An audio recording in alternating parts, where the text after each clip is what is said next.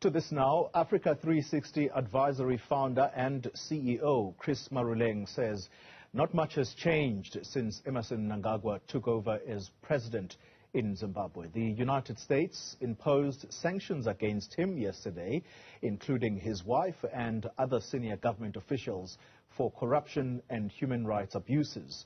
They replace a sanctions program which was introduced 2 decades ago.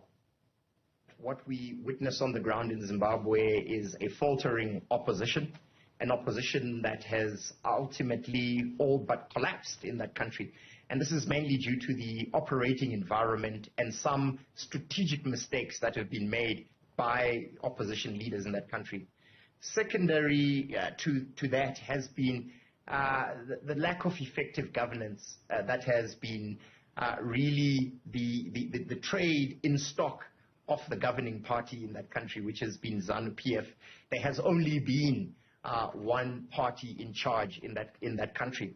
And I think our analysis has also been slightly off in the sense that we have not condemned the fact that in 2017 there was a military coup that saw President Robert Mugabe being kicked out unconstitutionally from office. A lot of people thought any change would be as good as a holiday. But as we have discovered, the corruption, the human rights abuses have continued even under this new regime of Emmerson Mnangagwa. There has not been an improvement in the economic situation. Some argue, in actual fact, that the economy has worsened. Well, let's take this conversation further now, and we're joined by Zanu Pf spokesperson, that's the governing party in Zimbabwe. Farai Marapira is the spokesperson there. Mr. Marapira, good evening to you, and thank you for your time. Nick Mangwana, that's the spokesperson for the Zimbabwe government, quoted as saying that this is a great vindication of President Mnangagwa's foreign policy direction, and specifically he was referring to the lifting of the old sanctions program. Is that how the governing party sees it? Well, it is a vindication in the sense that the open door policy of President Mnangagwa has forced the Americans to try and revisit their sanctions and try to sanitize their sanctions.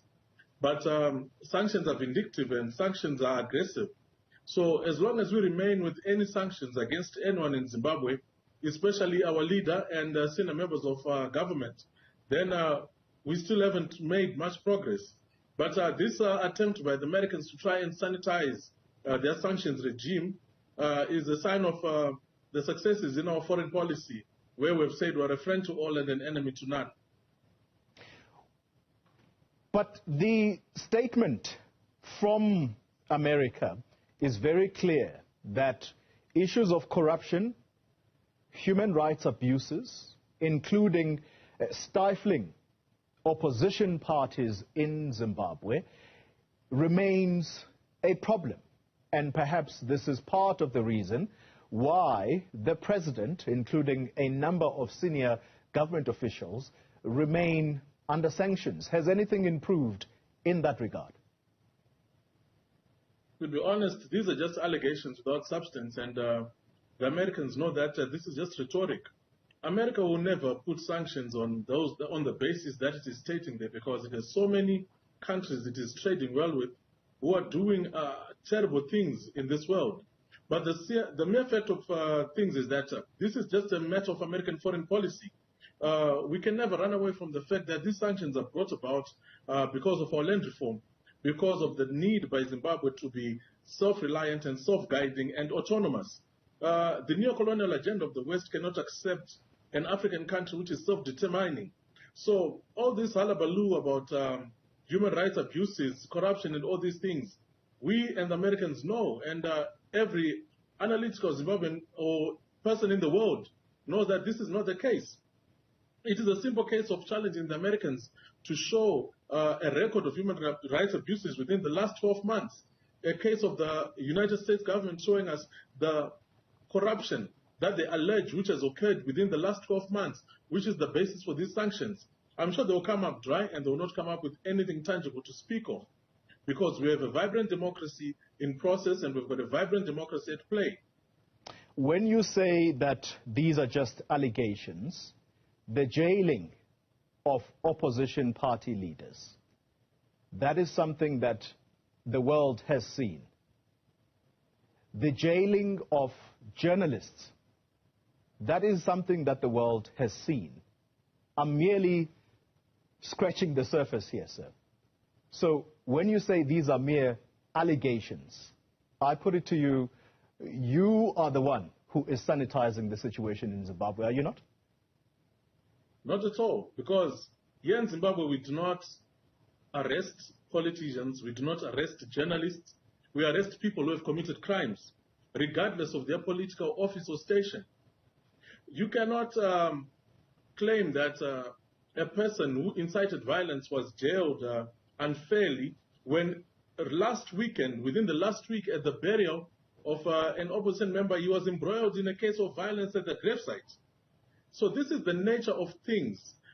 We cannot have people committing crimes on the basis that they shall run to the media and state so many different things. We do not arrest a person based on their profession. We arrest people who have committed crimes, whether they be politicians, journalists, bankers, taxi drivers. Anyone who commits a crime is liable equally before the courts of law. And we shall not hesitate to have the police do their job simply because it might not be fashionable with some media houses and some certain embassies which have an agenda to pursue.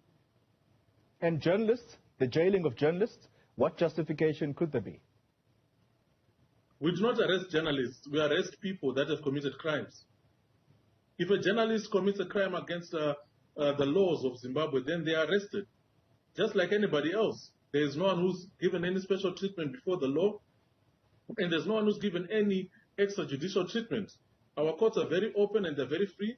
I will simply challenge you to have these allegations substantiated by showing how at law these arrests are unlawful and how at law any of the process during which this person was being tried is unlawful.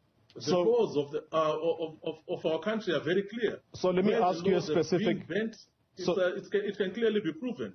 So let me give you a specific individual's name. Hopewell Chinono was thrown in jail. One of the most difficult jails, we understand, in Zimbabwe.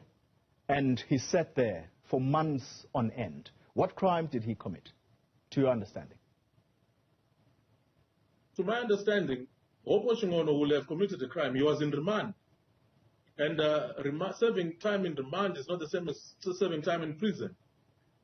But this dovetails back to the same situation.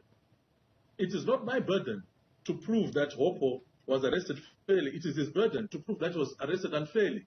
And if you're to go on his timeline or to go anywhere where he has argued his issues, he has no facts at law where he says why he was unfairly arrested. We need to understand that we cannot approach the law with morality or opinion, because the law is the law and the law states what it is. If a person has committed a crime at law, he will be arrested. And people cannot try and postulate that if they commit crimes and they are arrested, then they can seek a political solution to a criminal offense. We will not have that. We fought for independence so that we could have a sustainable rule of law. And that is what we abide by. Let's conclude the conversation, and let me ask you about whether you think Zanu Pf is the party of the future Zimbabwe. Is that something that you really honestly are convinced that this is the party that is going to turn things around in Zimbabwe for the better? I do not want to say that Zanu Pf would turn things around when Zanu Pf is actually turning things around. And for evidence of this, you do not need to look at what I say or look at any pro-government papers. You can look at the reports of the World Bank, the reports of the IMF, international institutions which are run by the same Western countries which spread the message that Zimbabwe is a failing state. We have one of the fastest growing economies in Africa. Despite these sanctions, despite all these strictures that are being put against us, So my question is, imagine a Zimbabwe which would have no sanctions, where our vision under President Mnangagwa was allowed to run without any hindrance. Where would we be today? One doesn't need to even travel 10 kilometers out of the capital city to see the wonderful, marvelous infrastructural development that is taking place and the way the economy is growing in leaps and bounds. This is the reality of Zimbabwe, and any person who visits Zimbabwe will tell you this. So the old story that Zimbabwe is a dying state, Zimbabwe is a suffering state, that story cannot carry anymore today, because the reality is very tangible, the reality is very different. And Zanu Pf has been proven to be the part of the future by the vote that the people gave it in on the 23rd of August last year. We are the party with the faith of the people, we are the party with the belief of the people, and we are the party with the vision of the people. It is Zanu Pf which will take Zimbabwe forward. It is Zanu Pf which is taking Zimbabwe forward. And under the leadership of President Mnangagwa, there is no stone that will be left unturned as we develop and progress our nation forward.